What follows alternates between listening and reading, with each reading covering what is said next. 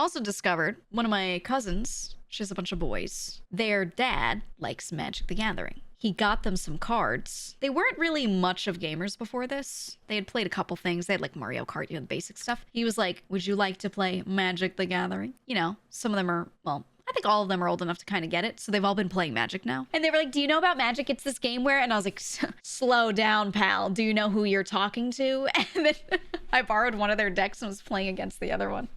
Actually, more than two of them have decks, but the others are a little young. Like, they get how to play it, but they could not build a good deck, right? Like, they're not quite there yet to understand the possibilities. But if you give them a deck and tell them, you know, hey, it plays like this, they can do it. But it was funny. So one of them was like, I have a green deck, and what I do with it is... And then one of the other was, I have a blue deck, and I have a lot of counters, so, like, anything you can do, I could counter it. And one time, I put flying on a wall because my dad had a flying thing, and I couldn't do anything against it, so I put flying on the wall to stall out for a bit, and then and they were just like, they were just and they're just telling me all about Magic.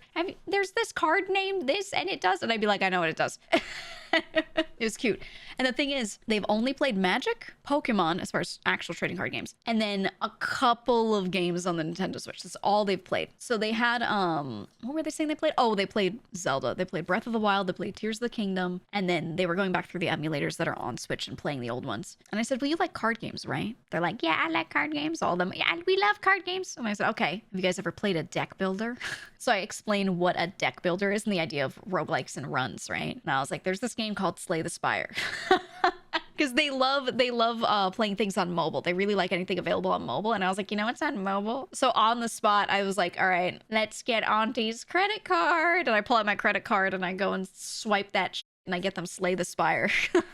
I put on each of their phones. I was like, here you go, kid. This is in addition to your Christmas present. I'm getting you Slay the Spire. One of them, he was really into it. He was like trying to understand. And he was playing as silent. And he beat the first boss on his first run. And I was like, there you go. There you go.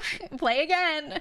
He was loving it. So I'm getting them hooked on Slay the Spire. I'm gonna have them understand deck builders. And I'm going to keep shoveling them more and more deck builders. It's going to be good. One of them, I was proud of him. He figured out on his own. He took, right at the beginning, the kind of starting bonus he took was the first 3 encounters having all enemies have 1 HP. But it's not encounters, it's first 3 fights. And he looked at that, and then he looked at the map, and this was his first run. And he was like, wait, that means I could get to this elite and have him be 1 HP because there are all these question marks on the way, and they're not fights, are they? And I was like, yeah. He got it immediately. I was like, yeah, you get it. He understood.